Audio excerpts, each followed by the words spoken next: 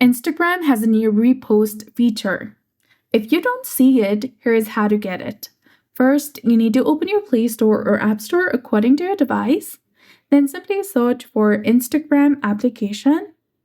And if you see an update button over there, simply go ahead and tap on update in order to update it to its latest and newest version available.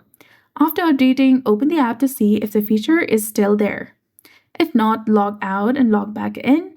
Go to your profile, then tap on the three lines in the top right corner of your screen to go to Settings and Activity.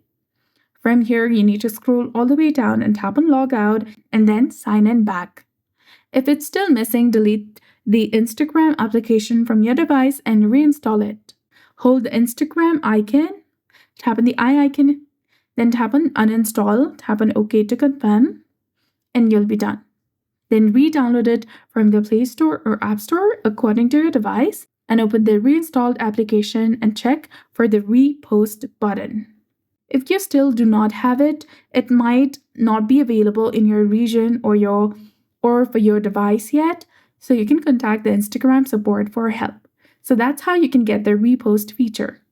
So that's it for this video. I hope you found this helpful. If you did, please like, share, and subscribe. Thanks for watching.